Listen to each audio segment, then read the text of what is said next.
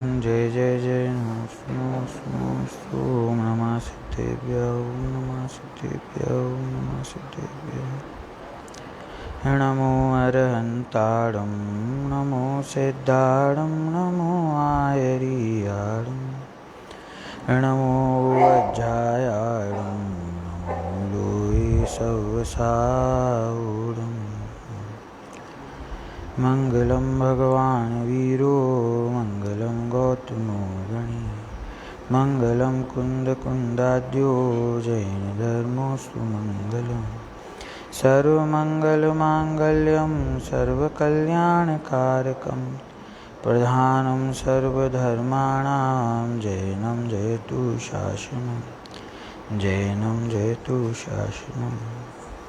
नमः समय साराय स्वानुभूत्या चकासते चित्स्वभावाय भावाय सर्वभावान्तरचिते।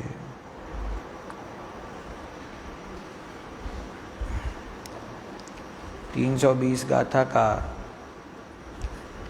ये अद्भुत विषय चल रहा है पूज्य गुरुदेव श्री के प्रवचन में।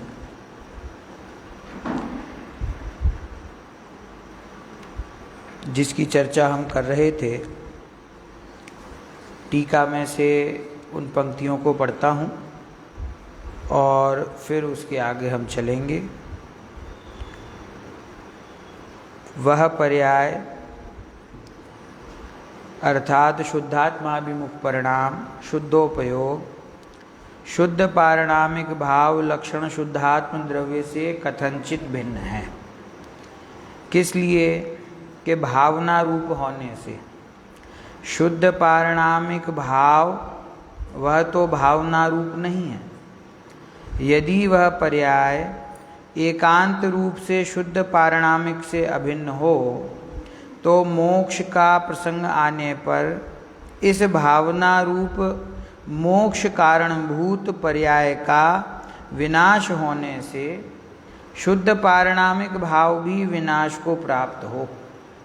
परंतु ऐसा तो होता नहीं है, क्योंकि शुद्ध पारणामिक भाव तो अविनाशी है। थोड़ी सी चर्चा, हालांकि हम इस पैराग्राफ की चर्चा कर चुके हैं, थोड़ी सी चर्चा हम इसकी करेंगे, फिर उसके आगे टीका की आगे की पंक्ति पढ़ेंगे और उसकी चर्चा करेंगे। ठीक है ना। गुरुदेव श्री के प्रवचन में से जो शुद्ध उपादान स्वरूप वस्तु, त्रिकाल ध्रुव रूप वस्तु, उस वस्तु की ओर झुकने वाला जो परिणाम शुद्धात्माभिमुख परिणाम, वह शुद्धात्माभिमुख परिणाम वो अपनी त्रिकाल वस्तु से क्या कहा? कथनचित भिन्न है। क्यों कथनचित भिन्न है? क्योंकि वह भावना रूप है। क्या कहा? वस्तु कैसी है? वस्तु भाव रूप है, और उसकी ओर चलने वाला जो परिणाम है वो कैसा है? वो भावना रूप है। भावना रूप कहने का अर्थ क्या? कि वो क्षणिक है, वो विनाशिक है। इसीलिए वो कैसा है? कि वो आत्मा से कथनचित भिन्न है, अर्थात कथनचित भिन्न और कथनचित अभिन्न है ना। तो उसके बारे में पूज्य गुरुदेव श्री ने क्या कहा, कुछ पंक्तियां मैं सुबह के प्रवचन से पढ़ रहा हूं। जो अपन ने सुबह जहां विषय छोड़ा था कि प्रमाण की अपेक्षा से वह पर्याय आत्मा से अभिन्न है और निश्चय की अपेक्षा से वह पर्याय आत्मा से भिन्न है, ये अपेक्षा यहाँ पर नहीं लेना, ये प्रकरण यहाँ पर नहीं लेना, ऐसा गुरुदेव ने कहा था। वो पंक्तियां पढ़ रहा हूं। प्रमाण का विषय से अभिन्न और निश्चय का विषय से भिन्न ऐसा यहाँ लागू नहीं होता। मिला है क्या? चलिए बढ़िया। हाँ, प्रमाण का विषय से अभिन्न और निश्चय का विषय से भिन्न ऐसा यहाँ लागू नहीं होता। क्यों? यहाँ तो शुद्ध पारणामिक लक्षण शुद्ध आत्मद्रव्य से कथनचित भिन्न ऐसा लिया है। वह द्रव्य से कथनचित भिन्न और वो द्रव्य से कथनचित अभिन्न। समझ में आया? प्रमाण की अपेक्षा से अभिन्न और निश्चय की अपेक्षा से भिन्न ये यहाँ लागू नहीं होता है। क्या कहते हैं आपकी भाषा में? घटित नहीं होता है। यहाँ ऐसे घटित नहीं होता, क्योंकि यहाँ ये पर्याय शुद्ध पारिणामिक भाव लक्षण वाला ऐसा जो शुद्ध द्रव्य वस्तु ध्रुव, जो सम्यक दर्शन का ध्येय है, जो सम्यक दर्शन का विषय है, जो सम्यक दर्शन का लक्ष्य करने लायक ये चीज है, वस्तु है, ये शुद्धात्मा भगवान आत्मा जो नित्य ध्रुव है। तो गुरुदेव को मस्ती आ जाती है ना, तो वो इतने सारे ध्रुव के वाक्य बताते चले जाते हैं। उससे जो यह मोक्ष के मार्ग की पर्याय है वो कोई अपेक्षा से भिन्न है, क्योंकि वह कायम रहती नहीं है। वहाँ आपके वहाँ लिखा होगा शाश्वत, कि वो वस्तु जो है, वो पर्याय जो है वो शाश्वत नहीं रहती, वो कायम नहीं रहती। आचार्य स्वयं कहते हैं भाई भावना विनाशिक है, इसलिए वह भावना शाश्वत नहीं रहती, वह कथनचित भिन्न है। समझ में आया? देखो गुरुदेव का पूरा पैराग्राफ अपन ने पढ़ा तो अपने को बात स्पष्ट होती है कि वो जो भावना है, वो जो शुद्धोपयोग है, वो जो शुद्धात्माभिमुख परिणाम है, उसको आत्मा से कथनचित भिन्न अभिन्न लिया। अपेक्षाएं समय समय पर बदलती हैं, अलग अलग प्रकरण में अलग अलग अपेक्षा होती है, तो उसको उस प्रकार से ही समझना चाहिए। देखिए क्या कह रहे हैं, देखो मैं आपको इसके लिए कोई उदाहरण बताऊं क्या? अभी बताऊंगा, पहले सिद्धांत समझ लो, फिर बाद में उदाहरण समझाता हूं। क्या कहा यहाँ पर कि अपने आत्मद्रव्य से उस शुद्धात्माभिमुख परिणाम को कथनचित भिन्न कहा है। क्यों कथनचित भिन्न कह रहे हैं? तो कह रहे हैं एक अपेक्षा तो ये है कि पर्याय को, द्रव्य को मिलाकर के एक वस्तु जब कहा जाता है तो प्रमाण का विषय होता है ना, कि प्रमाण से वो परिणति मेरी है। और जब निश्चय से बात करते हैं तो कहते हैं कि वस्तु जो है वो एक समय की पर्याय से रहित है। तो ऐसी भी अपेक्षा है, लेकिन वो अपेक्षा यहाँ पर नहीं लगाना। वो तो है ही, मतलब वो तो है ही, लेकिन यहाँ पर जो विशेष अपेक्षा कही है, वो विशेष अपेक्षा क्या है कि वो जो परिणति है, शुद्धात्माभिमुख परिणाम है, उसको कथनचित भिन्न और कथनचित अभिन्न कहा। तो कथनचित अभिन्न क्यों कहा? क्योंकि उसने अपने स्वभाव का लक्ष्य किया, उसको ध्येय बनाया, उसको ध्येय बना करके वह परिणमित हुई, इसीलिए वो आत्मा से कथनचित अभेद है। और ध्येय बना करके परिणमित हुई, फिर भी वो स्वयं एक समय की है, आश्रय करने योग्य नहीं है, उस लक्ष्य करने योग्य नहीं है, इसीलिए वो उस वस्तु से भिन्न है। तो इस अपेक्षा से मैं और भी देखो उसमें बताता हूं आगे, इस अपेक्षा से वह भावना वो भाव से कथनचित भिन्न और कथनचित अभिन्न है। प्रमाण और नय वो वाली अपेक्षा यहाँ नहीं लेना। यहाँ तो वो क्षणिक है, विनाशिक है, इसीलिए भिन्न। क्योंकि आगे फिर न्याय भी बताया ना कि यदि वो पर्याय वो सर्वथा अपने शुद्ध पारिणामिक स्वरूप ही हो, तो जब मोक्ष का प्रसंग आएगा तो क्या होगा कि मोक्ष का प्रसंग आएगा तो या तो भावना का अभाव होगा तो वस्तु का अभाव हो जाएगा, और यदि तुम मानोगे कि वस्तु में अभेद है तो वस्तु त्रिकाल रहती है तो वो भावना भी त्रिकाल हो जाएगी। समझे? वो परिणति है वो त्रिकाल हो जाएगी। तो दोनों ही बातें संभव नहीं है ना, क्योंकि उसकी आयु एक समय की है तो वो त्रिकाल नहीं हो सकती, और जब उसका अभाव होता है तो उसके साथ में अपनी ध्रुव वस्तु का कभी अभाव नहीं होता है। ये शुद्ध परिणति जो है वो शुद्ध परिणति मुझसे कथनचित भिन्न है, कि सर्वथा भिन्न है, कि सर्वथा अभिन्न है, इसका विचार करने के लिए हमेशा ये ही न्याय अपने को ख्याल में रखना है। क्या? कि ना तो वो सर्वथा भिन्न है, ना वो सर्वथा अभिन्न है, वो कथनचित भिन्न और कथनचित अभिन्न है। किसी अपेक्षा से भिन्न और किसी अपेक्षा से अभिन्न है। अभिन्न किस अपेक्षा से?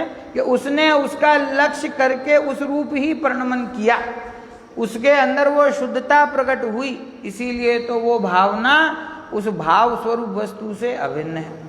और वो वस्तु है, वो पर्याय जो है वो क्षणिक है, वो विनाशिक है, वो नष्ट हो जाने वाली है, और उसके नष्ट होने पर त्रिकाली ध्रुव भगवान आत्मा का नाश नहीं होता, इसीलिए वो कथनचित भिन्न है। समझ में? इस प्रकार से यहाँ पे गुरुदेव ने कथनचित भिन्न भिन्न समझाया है। देखिए और आगे पढ़ रहा हूँ, कुछ पंक्ति विशेष हैं कि आगे का पैराग्राफ है, कथनचित भिन्न है किस लिए? देखो किस लिए भिन्न है? कि भावना रूप होने से। ये त्रिकाली भाव रूप होने से ये चीज नहीं है, वो त्रिकाली भाव स्वरूप नहीं है। वह भावना, फिर देखो बहुत स्पष्ट अच्छी बात यहाँ गुरुदेव ने बताई कि वो जो भावना है उस भावना का अर्थ विकल्प और चिंतवन नहीं है। यहाँ जो भावना की बात चल रही है ये तो वो शुद्धोपयोग को भावना कहा है।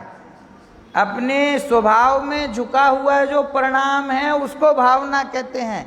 यहाँ पे वो जीव बैठ करके चिंतवन करता है या भावना भाता है या धर्म का कोई विकल्प करता है, वस्तु स्वरूप का विकल्प करता है, उस विकल्प का नाम यहाँ पर भावना नहीं है, चिंतवन का नाम भावना नहीं है। एक अग्र आत्मा अग्र पने लक्ष्य में लेकर जो पर्याय उत्पन्न हुई है उसको भावना कहते हैं। मैं बीच बीच में एक दो लाइनें छोड़ देता हूँ, नहीं तो हम कभी इसको पूरा का पूरा तो नहीं रिपीट कर सकते हैं। जो महत्वपूर्ण बात है वो मैं आपको बताता हूँ। एक अपने आत्मा का लक्ष्य करके उसको अग्र सबसे ऊपर रख के, एकाग्र शब्द का अर्थ किया गुरुदेव ने कि सिर्फ एक आत्मा को ही अग्र मतलब सबसे मूर्धन्य, सबसे उत्कृष्ट बना करके उसका लक्ष्य करके जो पर्याय उत्पन्न हुई उसको भावना कहते हैं। फिर एक बात और याद दिलाई, और 12 भावना है ना, वो 12 भावना की यहाँ बात नहीं है।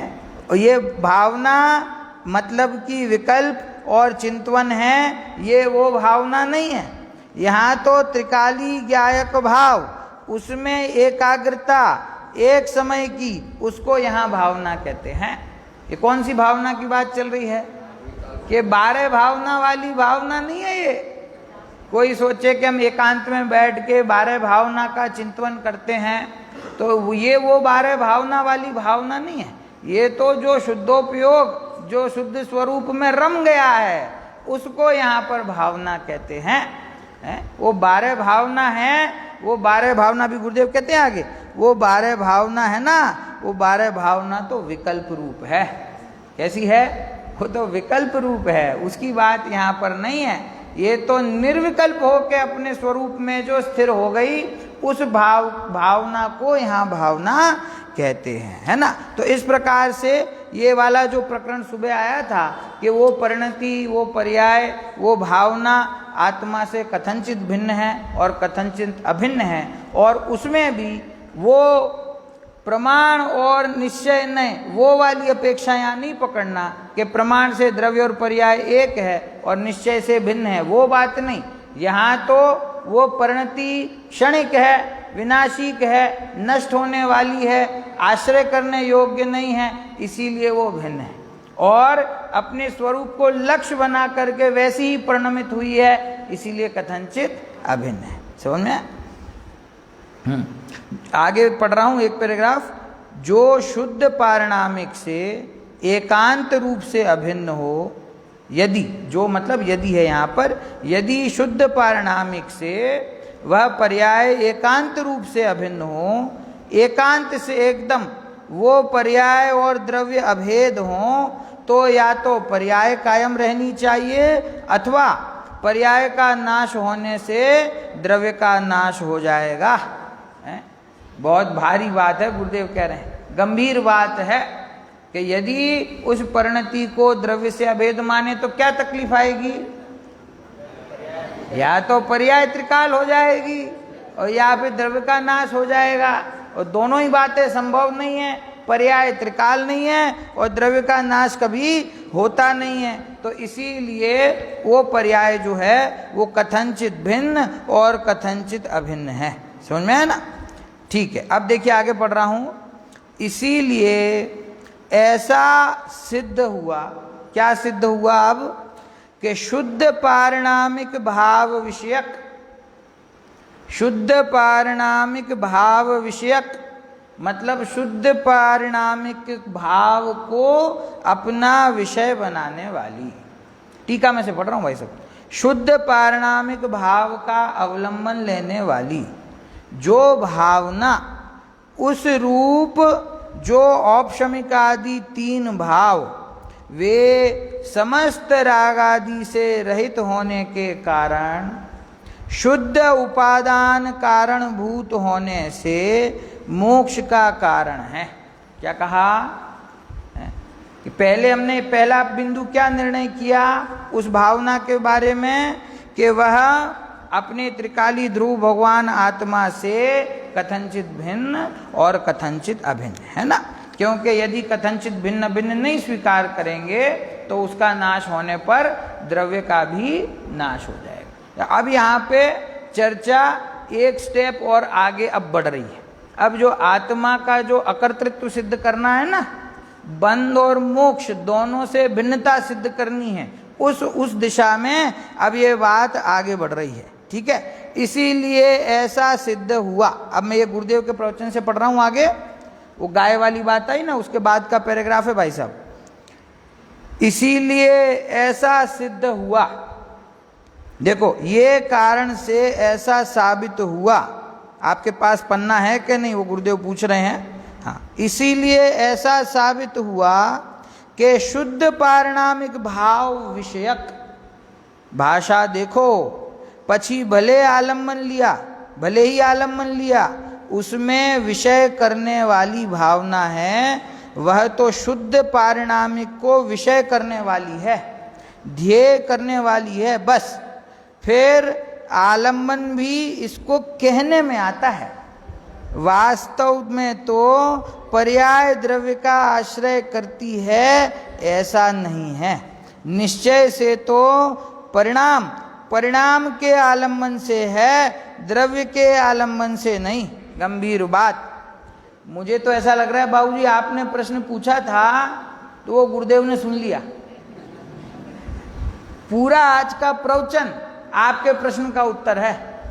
पूरे विस्तार से गुरुदेव ने वो बात समझाई है कि पर्याय पर्याय का आश्रय लेती है कि नहीं, कि पूर्व पर्याय भविष्य की पर्याय का कारण है कि नहीं। वो इस चर्चा में ही आज पूरा विषय आया है। देखिए क्या कहा है कि वो पर्याय जो है वो त्रिकाली ध्रुव का आश्रय लेती है, ऐसा तो कथन किया जाता है। वास्तव में तो पर्याय द्रव्य का आश्रय करती ही नहीं। निश्चय से तो परिणाम परिणाम के आलम्बन से है, द्रव्य के आलम्बन से नहीं। अब इसको समझाते हैं। और भाई सत है ना, वो सत है, पर्याय सत है ना। सम्यक दर्शन ज्ञान चारित्र की पर्याय सत है।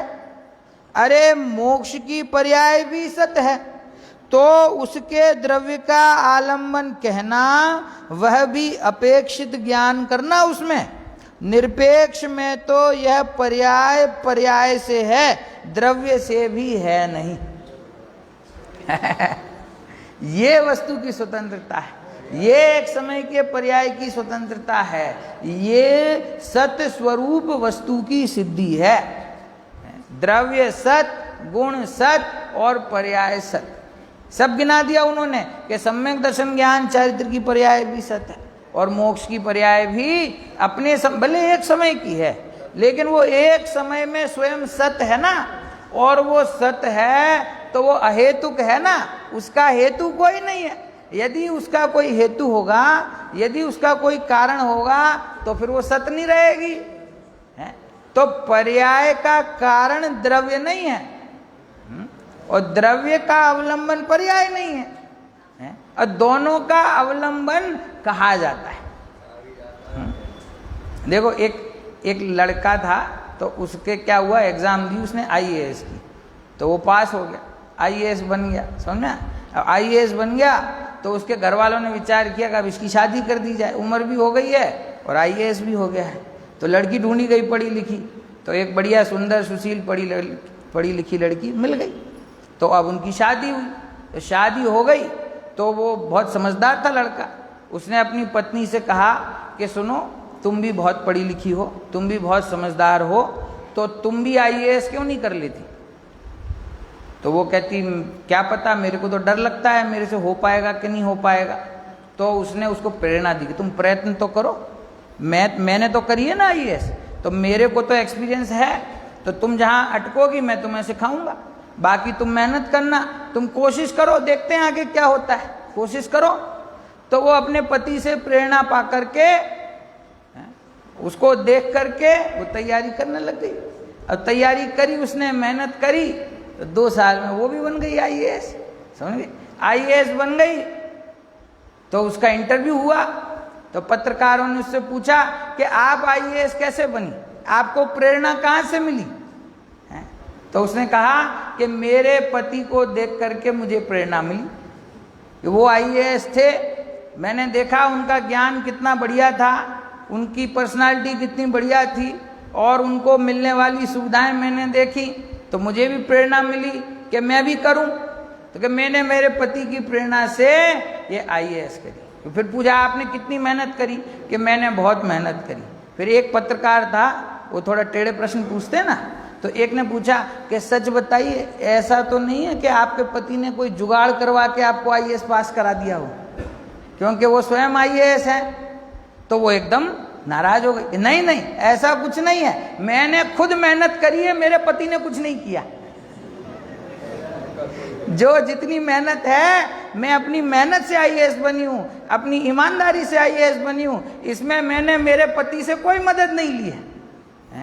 तो अभी तो आप कह रही थी कि आप मेरे पति की प्रेरणा से मैं बनी, कि प्रेरणा से बनी ये बात सही है, लेकिन उसने मेरी कुछ मदद की नहीं, समझना। ये जो शुद्धात्माभिमुख परिणाम है, इसने मोक्ष रूप परिणति को प्रकट किया, किसकी प्रेरणा से, किसको लक्ष्य में लेके किया, पुरुषार्थ, कि वो त्रिकाली ध्रुव वस्तु को लक्ष्य में लेकर के पुरुषार्थ किया और वो परिणति आईएएस बन गई। तो उसको पूछा कि कैसे बनी आईएएस, ये त्रिकाली ध्रुव ने तुम्हारी कुछ मदद करी, कि नहीं इसने कोई मदद नहीं करी है, मैं तो खुद ही सत हूं, मैं तो खुद ही अहेतुक हूं, वो तो मैं ही मेरा कारण हूं, वो पर ये जो त्रिकाली ध्रुव है वो मेरा कारण नहीं है। लो भैया, किसको एग्जाम्पल सुनना था, वो जो मेरे से कह रहे थे कि एग्जाम्पल बता दिया करो, वो एग्जाम्पल सुनने आए नहीं है? वो त्रिकाली ध्रुव वस्तु जो है, उसके लक्ष्य से परिणति में शुद्धता प्रकट होती है, ये बात सही है। लेकिन परिणति में जो शुद्धता प्रकट हुई, तो उस रूप परिणमित होने की योग्यता उस परिणति की स्वयं की है, उसमें त्रिकाली ध्रुव कुछ जुगाड़ लगाता, वो त्रिकाली ध्रुव उसमें कुछ करता, वो त्रिकाली ध्रुव उसकी कुछ मदद करता। हम भगवान के पास आए, तो भगवान के चरणों में आए, उनके स्वरूप को समझा, तो उनका स्वरूप कैसा है, कि वीतराग स्वरूप है। तो उनके वीतराग स्वरूप को समझकर मेरे भी मोह का नाश हुआ। जो जानती अरहंतम दवत्त गुणत्त पज्जयतेम, सो जानती अपाणम मोहो खलुजादि तस्लयम, कि मैंने अरिहंत परमात्मा को उनके द्रव्यत्व से, गुणत्व से और पर्यायत्व से जाना। तो ऐसा उनके स्वरूप को जानकर मैंने अपने आत्मा को भी जाना और मेरे भी मोह का अभाव हुआ। तो उनके तो मोह का अभाव है, ये देख करके तुम उनकी शरण में गए और उनके स्वरूप को देखा, और तुम्हारे को भी वीतरागता प्रकट हुई। तो तुमको जो वीतरागता प्रकट हुई वो किसके शरण में जाने से हुई? स्थूल उदाहरण है, स्थूलता से समझना। किसकी शरण में जाने से हुई? कि अनंत परमात्मा की शरण में जाकर के वो वीतरागता प्रकट हुई। तो तुमको जो वीतरागता प्रकट हुई उसमें अनंत भगवान ने तुम्हारे लिए क्या मदद की, क्या आशीर्वाद दिया, क्या कर दिया? तुम्हारे राग का भाव कर दिया। तो उनने कुछ नहीं किया। वो तो जैसे पहले बैठे थे वेदी में विराजमान शांति से, वो आज भी वहीं बैठे। उनका कोई कर्तापन कर्तृत्व इसमें लागू पड़ता? वो तो हमने उनका लक्ष्य किया, ये अलग बात है, परिणति की अपेक्षा से कथन है। हमने उनका लक्ष्य किया तो हमको शुद्धता वीतरागता प्रकट हुई, लेकिन उनने हमारे लिए क्या किया? कुछ नहीं किया। वो तो जैसे थे वैसे हैं। ऐसे जो मेरा त्रिकाल ध्रुव स्वरूप है वो तो जैसा था वैसा है। तो पर्याय ने उसका अवलंबन लिया, ऐसा कहते तो है ना। तो गुरुदेव ने फिर आगे खुलासा किया है कि वो जो परिणति अभी तक थी, वहां शब्द है कि वर्तमान में जो परिणति है वो तो अभी तक राग की तरफ झुकी हुई है, राग की तरफ झुकी हुई है अनादिकाल से। तो वो परिणति में जब देवशास्त्र गुरु का उपदेश मिलने पर वो परिणति जो राग में झुकी हुई थी उसका झुकाव वहां से खत्म हुआ और अपने स्वभाव की ओर झुकी, तो उसी को ऐसा कहने में आता है कि उसने त्रिकाली ध्रुव का अवलंबन लिया। बाकी फिर गुरुदेव वापस से अपने ठेठ भाषा में आ जाते हैं, बाकी अवलंबन फवलंबन कुछ है नहीं है। अवलंबन लिया ऐसा कहा जाता है। वास्तव में ऐसा अवलंबन पर्याय द्रव्य का लेती नहीं है, क्योंकि पर्याय द्रव्य का अवलंबन ले तो उसका सतपना जो है वो टूट जाए, उसका सतपना जो है वो खत्म हो जाए। और वो द्रव्य का अवलंबन ले और द्रव्य उसको अवलंबन दे तो द्रव्य का अकारणपना खत्म हो जाए, समझ में? फिर वो कारण हो जाएगा। तो ये दोनों ही तरफ से ये बात संभव नहीं है ना। तो मैंने क्या पढ़ा देखिए यहां पर,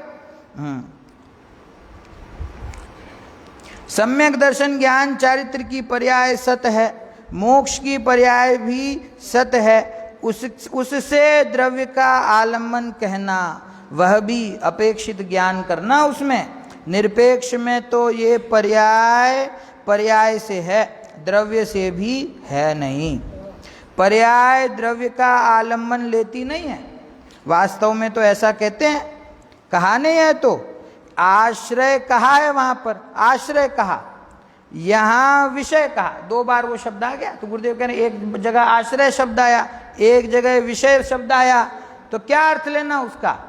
कि उसका अर्थ यह है कि पर्याय उस तरफ झुकती है ना, तो आश्रय लिया, आलम्बन लिया, ऐसा कहने में आता है। ये वर्तमान पर्याय है, जो बात मैंने अभी आपको बताई थी वो शब्द आ गए। ये वर्तमान पर्याय है, वो पर्याय तो अंदर में झुकती नहीं, मतलब अभी तक झुकी नहीं, क्योंकि उस पर्याय का लक्ष्य तो पर की तरफ है।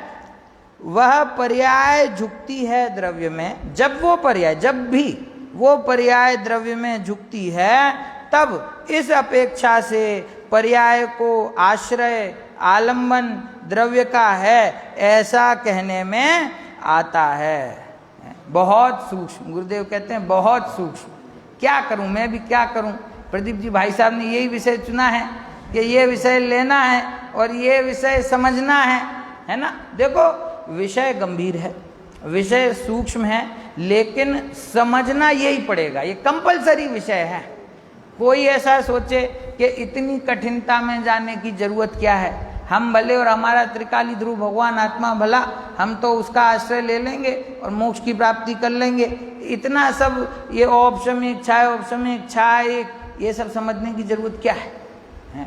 शुद्ध आत्मा विमुख अवलंबन, कथनचित भिन्न कथनचित अभिन्न, ये तो कठिन हो गया, हमको तो सरल चाहिए। तो देखो ये कठिन नहीं हुआ है, ये वस्तु का स्वरूप जैसा है ना वैसा उसको समझना पड़ेगा। उस वस्तु के स्वरूप की जो संरचना है उस संरचना को समझना पड़ेगा। उसमें जो सामान्य पक्ष और विशेष पक्ष है, सामान्य पड़खा और विशेष पड़खा है, द्रव्य गुण और पर्याय है, उसको समझना पड़ेगा। कोई कहे कि द्रव्य गुण पर्याय के विस्तार को हमको नहीं समझना, हमें पर्याय से क्या लेना देना, और गुण भेद से भी हमको क्या लेना देना? हमको तो त्रिकाली ध्रुव पकड़ना है। मैं तो त्रिकाली ध्रुव हूं। तो कहते हैं देखो, ऐसा कहोगे ना और ऐसा विचार करोगे तो मुंह से तो बोलोगे कि मैं त्रिकाली ध्रुव हूं, लेकिन अंदर में कुछ भाव भाषण नहीं होगा कि त्रिकाली ध्रुव कैसा है। वो खाली स्लेट रह जाएगी, उसमें कुछ समझ में नहीं आएगा। मुंह से बोलेगा कि मैं त्रिकाली ध्रुव हूं, मैं त्रिकाली ध्रुव हूं, पर त्रिकाली ध्रुव का मतलब क्या? वो मोक्ष का कारण है कि नहीं? वो बंध का कारण है कि नहीं? उसमें भव्यत्व लक्षण है, वो पारणामिक है, वो शुद्ध है कि अशुद्ध है? वो सिद्ध दशा में रहता है कि नहीं रहता? अब ये सब तो कभी विचार ही नहीं किया। तो ये सब विचार नहीं करेगा और ऐसा समझेगा कि मैं वस्तु का अनुभव कर लूंगा, तो ऐसे वस्तु का अनुभव होगा नहीं। जब वस्तु को जानेगा तभी तो पहचानेगा ना। जब उसका ज्ञान करेगा तभी तो उसका अनुभव करेगा। बिना जाने श्रद्धा किसकी करे? वो तो क्या कहा, आकाश के फूल के समान है, आकाश कुसुम के समान है, गधे के सींग के समान है। ये वस्तु जानी है नहीं, हम तो उसको प्राप्त कर लेंगे। प्राप्त कैसे करोगे? जैसे अन्य मति भी आत्मा आत्मा कहता है, जीव कहता है, स्वयं को पुरुष कहता है, परमात्मा का अंश कहता है, और वो सोचता है कि आंख बंद कर लेंगे और अंदर में प्रकाश होगा तो परमात्मा प्रकट हो जाएगा। तो ऐसे ही कुछ अपन ने मान रखा है, क्योंकि स्वरूप ख्याल में नहीं है तो ध्यान किसका लगाएगा? तो लक्ष्य किसका करेगा? तो उसका स्वरूप कैसा है उसको समझना जरूरी। और ये बात प्रयोजनभूत नहीं होती ना, तो ये अपने परम अध्यात्म के शास्त्र समय सार में आचार्य देव ने लिखी नहीं होती है। और हमें चंद्राचार्य देव ने और जैसे आचार्य देव ने इसकी टीका नहीं करी होती और इतनी विस्तार से नहीं करी होती। उन्होंने अगर उसको समय दिया है, उस विषय को यहाँ प्रस्तुत किया है, उसको समझाया है, तो इसका मतलब है कि महत्वपूर्ण है। इसीलिए ऐसा सोच करके कि ये कठिन है, ये इसको समझ के क्या करेंगे, तो ऐसा इसमें काम चलेगा नहीं। समझ में आया ना? देखो आगे एक पैराग्राफ छोड़ के इसी बात को गुरुदेव ने और दृढ़ किया, वो पैराग्राफ पढ़ रहा हूं। पर्याय को पर्याय का आलंबन नहीं, पर्याय का पर्याय विषय नहीं। क्या समझ में आया? बस एक पैराग्राफ आगे ही है जो मैं पढ़ रहा था, उसके बाद दो पैराग्राफ आगे, दो पैराग्राफ है। एक तो भूयत्थम अस्सिदो खलु लिखा है वो पैराग्राफ, एक उसके बाद का पैराग्राफ, वो छोड़ करके अगला पैराग्राफ। पर्याय को पर्याय आलंबन नहीं, पर्याय का पर्याय विषय नहीं। क्या समझ में आया? सम्यक दर्शन की पर्याय, मोक्ष मार्ग की पर्याय, ये पर्याय उसका विषय पर्याय नहीं। तो इस पर्याय का विषय तो राग और निमित्त, ये तो कहाँ का कहाँ रह गया। समझ में आया कि जब वो मोक्ष मार्ग की पर्याय है, सम्यक दर्शन की पर्याय है, उसका विषय स्वयं, मतलब विशुद्ध पर्याय का विषय विशुद्ध पर्याय नहीं है, तो राग आदि तो उस पर्याय का विषय कहाँ से होगा? मंदराग रूप जो कषाय भाव है, वो कषाय भाव के देखो क्या कहना चाह रहे हैं गुरुदेव, यहाँ सब पकड़ना कि वो जो मंद कषाय मंद राग रूप परिणति हुई, कौन सी परिणति? जो व्रत शील संयम आदि के निमित्त से विशुद्धता हुई ना, आंशिक, जो तुम्हें लगती है विशुद्धता। क्यों? क्योंकि कषाय भाव वहां मंद पड़ गया। तो मंद कषाय रूप जो राग है, वो राग की परिणति, उसके आश्रय से मोक्ष मार्ग प्रकट होता है। बुद्ध ये तो कहाँ रह गई ये बात? ऐसी तो बात है ही नहीं। जहां पर्याय का विषय शुद्ध पर्याय का विषय शुद्ध पर्याय नहीं है, सम्यक दर्शन ज्ञान चारित्र की पर्याय का विषय पर्याय नहीं है, मोक्ष की पर्याय का विषय पर्याय नहीं है, तो रागादि उसका विषय हो, ये तो संभव ही नहीं है। तो इस प्रकार से देखिए, अब और आगे मैं पढ़ रहा हूं, गुरुदेव ने जहां जहां न्याय बताए ना, वो मैं पढ़ रहा हूं, ठीक है ना। और एक पैराग्राफ छोड़ेंगे तो उसमें एक बहुत बढ़िया शब्द बताया गुरुदेव ने, पर्याय जो मोक्ष कहो, मोक्ष मार्ग कहो, सब पर्याय है, अवस्था है, अपना सक्रिय परिणमन है। क्या कह रहे हैं? पर्याय को क्या बताया यहाँ पर? सक्रिय परिणमन। और मैं कैसा हूं? निष्क्रियो पारिणामिक भाव, कि मैं तो निष्क्रिय हूं। और देखो एक ये पैरामीटर बताया यहाँ पे कि कौन सा भाव मेरा है और कौन सा भाव मेरा नहीं है।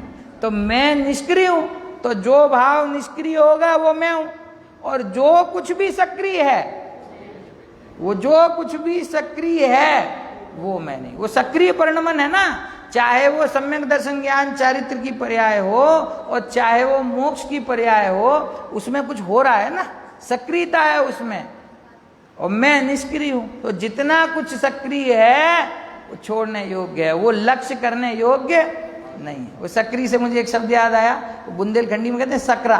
सकरा क्या होता है? हैं? सकरा मतलब आप लोग बताओ,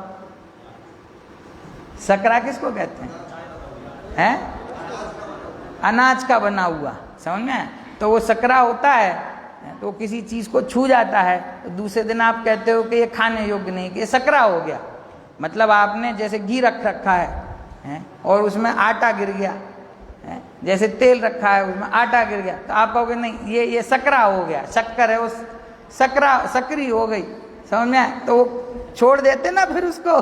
ऐसे ही जो सक्रिय है वो मैं नहीं हूं, जो निष्क्रिय है वो मैं हूं, बाकी सब कुछ सकरा है, वो मेरा नहीं, वो मेरा स्वरूप नहीं, वो ग्रहण करने योग्य नहीं, वो लक्ष्य करने योग्य नहीं। देखो आगे और नीचे जा रहा हूं, 6-7 पंक्ति। भाई व्यवहार रत्नत्रय है तो निश्चय रत्नत्रय धर्म प्रकटता है, ऐसा नहीं है। निश्चय रत्नत्रय धर्म प्रकटने में ध्येय ध्रुव है। देखो लोग कहते हैं, चिल्लाते हैं कि आप तो एकांत कहते हो, एकांत कहते हो। अरे सुन तो सही क्या कहते हैं? व्यवहार से कुछ लाभ नहीं आत्मा को, व्यवहार से कुछ लाभ नहीं है। श्रोता पूछ रहा है व्यवहार से कुछ लाभ नहीं है? गुरुदेव कहते हैं लाभ है ना, एक लाभ है, बंध का लाभ है। ये तुझे और कर्म का बंध चाहिए तो व्यवहार का आश्रय ले, तो राग आदि परिणति का आश्रय ले, तो उससे तुझे एक लाभ मिलेगा कि और जो कर्म थोड़े तुझे लगता हो कि कम बंधे हैं तो और बंध जाएंगे, और बंध जाएंगे, समझे? तो वो राग की परिणति है, वो तो आश्रय करने योग्य है ही नहीं। परंतु जो सम्यक दर्शन ज्ञान चारित्र की परिणति, जो मोक्ष रूप परिणति, वो परिणति भी आश्रय करने योग्य नहीं है। अभी तो ये बताया, और नीचे आइए देखिए, 5-6 पंक्ति नीचे, 7 पंक्ति नीचे। पंच महाव्रत का विकल्प मिला, पंच महाव्रत का विकल्प और 9 तत्व की श्रद्धा का विकल्प सबसे रहित वो मोक्ष का मार्ग है। ये मुझे तो कभी बोलने में डर लगने लगता है, गुरुदेव इतना उसको कठिन करते जाते हैं। मतलब कठिन मीन्स इतनी बेबाकी से अपनी बात कहते हैं कि वो बोलने के लिए हिम्मत चाहिए। क्या करें? पंच महाव्रत का विकल्प और 9 तत्व की श्रद्धा का विकल्प। वो जो पहले कल विषय आया था, 9 तत्व का भेद रूप श्रद्धान, वो मिथ्यात्व है। तो कह रहे हैं वो पंच महाव्रत का जो विकल्प है, मुनि अवस्था में पाया जाने वाला जो विकल्प है, और जो 9 तत्व के श्रद्धान रूप विकल्प भेद रूप से उसका ग्रहण करेगा तो भेद है तो विकल्प खड़ा होगा, और 9 तत्व में अभेद रूप से जो अपना आत्मा है उसको ग्रहण कर ले तो वो मोक्ष मार्ग की पर्याय है। और 9 तत्व की श्रद्धा का विकल्प है तो उन सब से रहित वो मोक्ष का मार्ग है। अब यहाँ पे वो चूंकि 5 महाव्रत कह दिए ना कि वो भी विकल्प है, तो श्रोता क्या प्रश्न कर रहा है कि आप ये समस्त राग आदि से रहित बता रहे हो, तो ये तो 12वें गुणस्थान की बात हो गई कि वहां पे सब राग का अभाव हो गया। तो गुरुदेव कहते हैं अरे 4थे गुणस्थान की बात है, यहाँ 12वें गुणस्थान की बात नहीं है। क्यों? कि राग आदि से रहित ही मोक्ष का मार्ग है। समस्त राग आदि रहित अर्थात वो राग आदि रहित ही है। समझ में? कि वो जितना साधक का मार्ग है ना, जो चतुर्थ गुण स्थान से प्रारंभ हुआ वो सब का सब राग से रहित मार्ग है। कि कितना राग से रहित है? तो कहते हैं कि सर्वथा रहित है। कैसा है? कि सर्वथा रहित है। अब किसी को प्रश्न होगा कि साहब लेकिन चौथे गुण स्थानवर्ती के अभी राग का सर्वथा अभाव तो नहीं हुआ, उसके तो अभी थोड़ा सा ही अभाव हुआ है, बस अनंतानुबंधी कषाय चौकड़ी का अभाव हुआ। 3 कषाय चौकड़ी तो अभी उसके बाकी है ना, अप्रत्याख्यानावर्णी, प्रत्याख्यानावर्णी और संज्वलन, ये 3 कषाय संबंधी राग तो अभी बाकी है ना। तो आप ऐसा कैसा कहते हो? ये भी जोर देके कहा कि चौथे गुण स्थान की बात, और ये भी कहा कि संपूर्ण राग से रहित वो परिणति है। वो संपूर्ण राग से रहित कैसे हुई? उसके बाद गुरुदेव ने बहुत सारा विषय, बहुत सारा विस्तार यहाँ पे करके बताया कि वो जिसकी बात हम कर रहे हैं वो चारित्र का दोष है। तुम जिसको कहते हो कि राग बाकी है वो चारित्र का दोष है, लेकिन वो जो चारित्र का दोष है उस समय श्रद्धा और ज्ञान सो रहे हैं क्या? वो श्रद्धा और ज्ञान कूटस्थ पड़े हुए हैं क्या? वो श्रद्धा और ज्ञान कुछ काम नहीं कर रहे क्या? किसके? ज्ञानी के। चतुर्थ गुण स्थान में है ना, तो उसको भूमिकानुसार उसकी परिणति में राग है। वो जो राग है, जिस समय राग है उसी समय उसकी जो अंतरंग में शुद्ध परिणति चल रही है वो राग से रहित है। शुद्ध परिणति किसकी? ज्ञान और श्रद्धा। समझे? उसको चारित्र में वो रागांश का दोष अभी है, लेकिन अंतरंग में उसको सम्यक दर्शन प्रकट हुआ ना, तो सम्यक दर्शन प्रकट हुआ तो सम्यक दर्शन ज्ञान चारित्र की अभिन्न एक शुद्ध परिणति अंदर में चल रही है, चल रही है उस।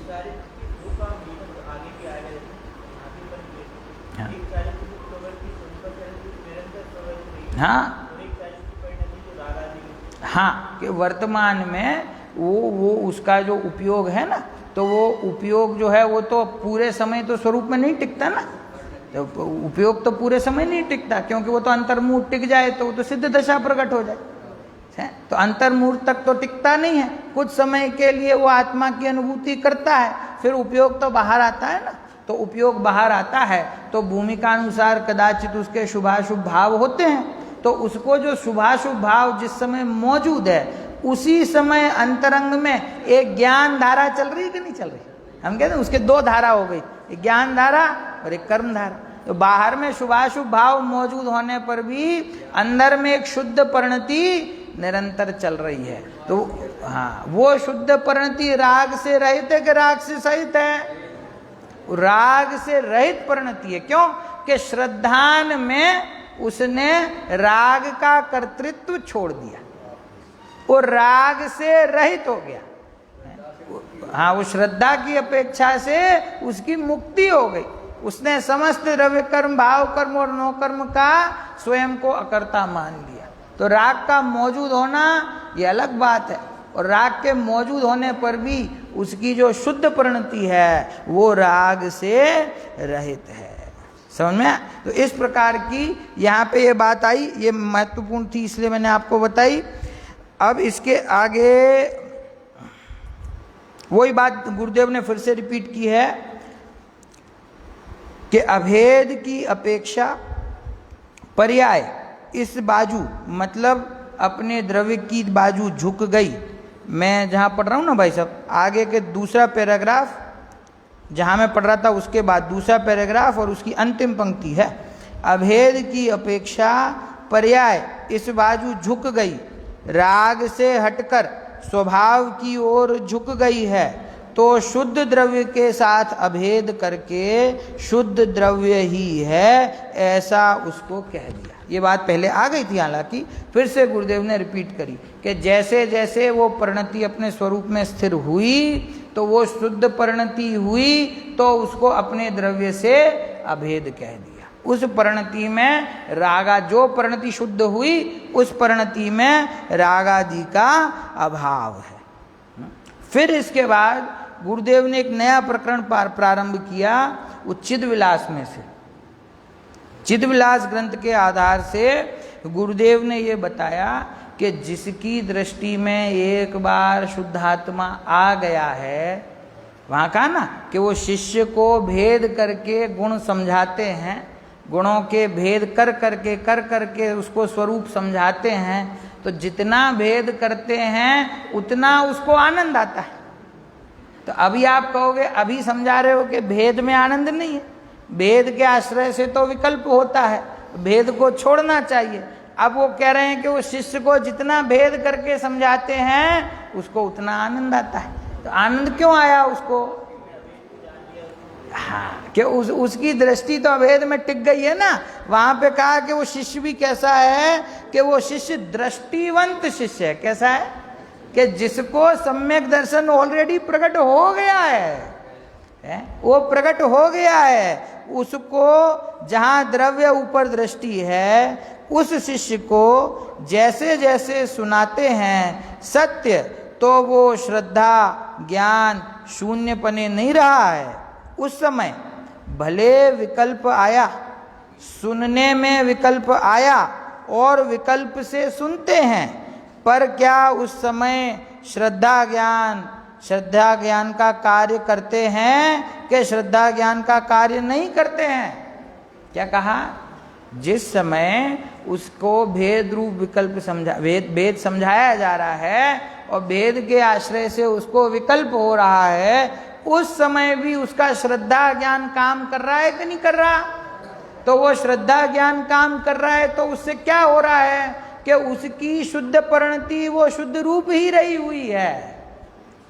देखो, मैं कहता हूं ये कितनी अच्छी बात है, अपने लिए कितनी लाभकारी बात है, अपने फायदे की बात है कि जो जीव अपने आत्मा का अनुभव कर लेता है, पहले उसी जीव को अनुभव के पहले ये बताया जा रहा था कि भेदों में अटकोगे तो निर्विकल्प की प्राप्ति नहीं होगी, और उसकी रुचि भेदों में थी तो उसको भेदों से खींच के अभेद तक लेके आए।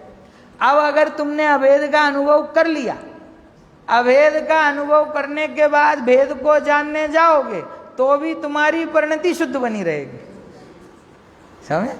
जिसको अभेद स्वभाव का श्रद्धान हो गया, फिर वो भेद का ज्ञान भी करे तो भी उसकी दृष्टि में अशुद्धता आती नहीं।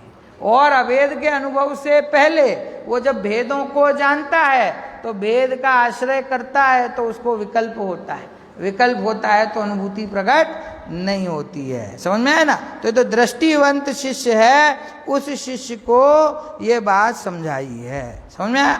तो इस प्रकार से आज का जो प्रकरण है, मैं टीका में से पुनः वो पंक्ति पढ़ता हूँ कि इसीलिए ऐसा सिद्ध हुआ कि शुद्ध पारिणामिक भाव विषयक, शुद्ध पारिणामिक भाव का अवलंबन लेने वाली जो भावना, अभी तक तो वास्तव में यहीं तक चर्चा हुई है, वो जो भावना है जिसने अपने शुद्ध पारिणामिक भाव का अवलंबन लिया है, वो परिणति जो है वही मोक्ष का कारण है, शुद्ध पारिणामिक उसका कारण नहीं है। ये चर्चा जो है वो अभी और आगे, अब इसके विषय आएगा, कल विषय आएगा, तो उसकी चर्चा अपन भी गुरुदेव के प्रवचन के साथ साथ में करेंगे। अभी समय हो गया।